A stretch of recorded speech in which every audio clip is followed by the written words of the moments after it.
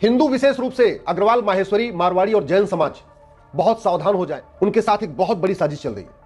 गाजियाबाद में एक घटना घटी है जिसमें एक ही घटना में लफ्ज जिहाद भी है, ड्रग जिहाद भी है, लैंड जिहाद भी है, धर्मांतरण जिहाद भी है और जनसंख्या जिहाद भी है। दिल्ली के चौहान बांगड़, जहां पहले 100% चौहान रहते थे, अब सारे चौहान कन्वर्ट हो चुके हैं, वहां का फराज गाजियाबाद के एक गर्ग परिवार की बेटी से दोस्ती करता है। और दोस्ती इसलिए करता है कि गर्ग साहब बड़े बिजनेसमैन थे, लगभग 100 करोड़ की इनकी प्रॉपर्टी थी और उनको बेटा नहीं था। उनकी 4 बेटियां थी, तो उन्होंने 25-25 करोड़ की प्रॉपर्टी चारों बेटियों के नाम कर दिया। चौहान बांगड़ के फराज को यह बात पता चल गई थी कि यह लड़की बहुत पैसे वाली है, इसके नाम 20 से 25 करोड़ की प्रॉपर्टी है, इसलिए उसने प्यार किया, लब किया। लब जिहाद में फंसाने के बाद उसको वो बियर बार पे ले जाने लगा, हुक्का बार पे ले जाने लगा, रेव पार्टीज में लेके जाने लगा और उसको ड्रग एडिक्ट बना दिया। जब वो ड्रग एडिक्ट बन गई, तब उसने, जब ड्रग जिहाद के बाद उसने लैंड जिहाद शुरू किया। उसने बेटी से जो प्रॉपर्टी थी उसकी मांग करना शुरू किया। बीच बीच में कहता था उसकी हालत, पैसे की स्थिति ठीक नहीं है, उसके ऊपर कर्ज है, तो बीच बीच में लाख 2 लाख रुपए उससे लेता भी रहता था। पहले लब जिहाद किया, फिर ड्रग जिहाद किया, फिर लैंड जिहाद शुरू किया, पैसा लेना शुरू किया। उसके बाद उसका धर्मांतरण करा दिया। जब बेटी ने शादी की शर्त रखी, गर्ग साहब की बेटी ने, तब उसने कहा कि पहले तुम धर्मांतरण करो।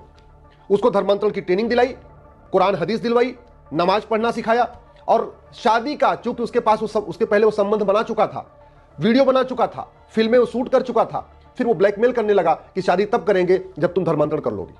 उसने धर्मांतरण कर लिया। गर्ग साहब की बेटी, गर्ग साहब के घर में, जिनके घर में कभी लहसुन प्याज नहीं खाया जाता था, वहां उसने नमाज पढ़ना शुरू कर दिया। गर्ग साहब ने एक दिन देख लिया, उनको स्ट्रोक आ गया हॉस्पिटल में, पहले से वो कैंसर से पीड़ित थे, उनको ब्रेन स्ट्रोक आ गया, वो फिर से आईसीयू में चले गए। जब आईसीयू में चले गए, फिर ये फराज आता है और उनको कहता है कि आप बहुत चंद दिनों के मेहमान हैं, एक काम करिए, शादी कर दीजिए। शादी की डेट फिक्स हो जाती है 5 दिसंबर, लेकिन वो शादी करने के लिए तैयार नहीं होता। वो कहता है पहले प्रॉपर्टी हमारे नाम करो, फिर शादी करेंगे। फिर बेटी को शक हुआ, उसने बोला नहीं, पहले शादी करो फिर प्रॉपर्टी नाम करेंगे। और फिर उसने बोला जब प्रॉपर्टी हमारे नाम है, जब हम शादी कर रहे हैं तो हमारे नाम हो तुम्हारे नाम हो, क्या फर्क पड़ता है। लेकिन नहीं, बोला पहले प्रॉपर्टी नाम करो। और अंत में उसने बेटी को आत्महत्या करने के लिए मजबूर कर दिया और गर्ग साहब की बेटी ने आत्महत्या कर लिया। यह हुआ जनसंख्या जिहाद। अपनी जनसंख्या बढ़ाओ और हिंदुओं की जनसंख्या घटाओ, तभी तो रेशियो चेंज होगा। आप जरा सोचिए, इतनी बड़ी घटना हो गई, लेकिन विधायिका में तू मैं तो हो रहा है, आरोप प्रत्यारोप हो रहा है, नूरा कुश्ती हो रही है, बतौलेबाजी हो रही है, लेकिन लब जिहाद, ड्रग जिहाद, धर्मांतरण जिहाद, घुसपैठ जिहाद, जनसंख्या जिहाद पे चर्चा नहीं हो रही है। कार्यपालिका भी, जो घटिया कानून हैं भी, उनको भी ठीक से उपयोग नहीं कर रही है। मैं कई बार कह रहा हूं कि धर्मांतरण, ड्रग, लब जिहाद, इनके खिलाफ एनएसए लगाइए, यूएपीए लगाइए, वेजिंग वॉर की धारा लगाइए, देशद्रोह लगाइए, गैंगस्टर एक्ट लगाइए, लेकिन नहीं लगाया जा रहा है। मैं कितनी बार कह रहा हूं, न्यायपालिका, ये जो कुछ चल रहा है इसके लिए न्यायपालिका भी जिम्मेदार है। विधायिका इसलिए जिम्मेदार है कि इन मुद्दों के मूल कारण पे ध्यान नहीं दे रही, ना मूल कारण पे चर्चा कर रही, ना कानून बदल रही है। कार्यपालिका इसलिए जिम्मेदार है कि कार्यपालिका जो हमारे पास कानून है उसको भी ठीक से नहीं लगा रही है। न्यायपालिका को अलगाववादियों, माओवादियों, नक्सलियों, जिहादियों की ह्यूमन राइट की चिंता है। न्यायपालिका को ऐसे मामलों में कोई लेना देना नहीं है। उनको तो लगता है ये सब राइट टू लाइफ का मामला है, उनको तो लगता है धर्मांतरण भी फ्रीडम ऑफ रिलीजन का मामला है।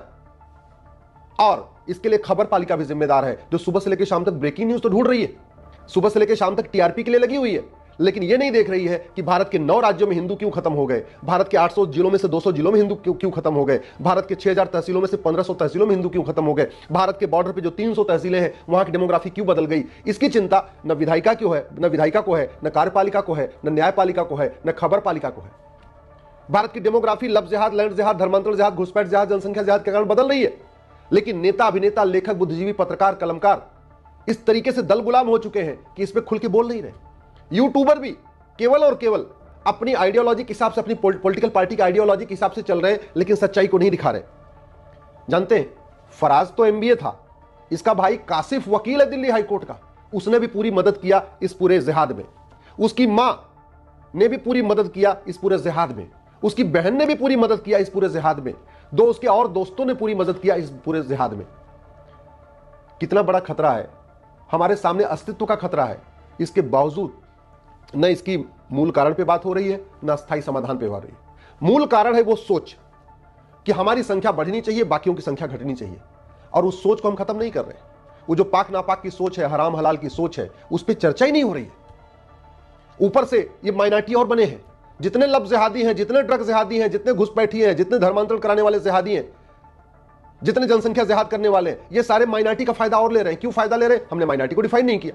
इसलिए मेरा आपसे निवेदन है, इस वीडियो को सुनने के बाद इसको शेयर करिएगा, अधिक से अधिक शेयर करिएगा, क्योंकि जिस तरीके से ये पूरा मामला बड़े ऑर्गेनाइज तरीके से चल रहा है, अगर नहीं रोका गया तो जो आज बांग्लादेश में हो रहा है ना, यही कल को पूरे भारत में होगा।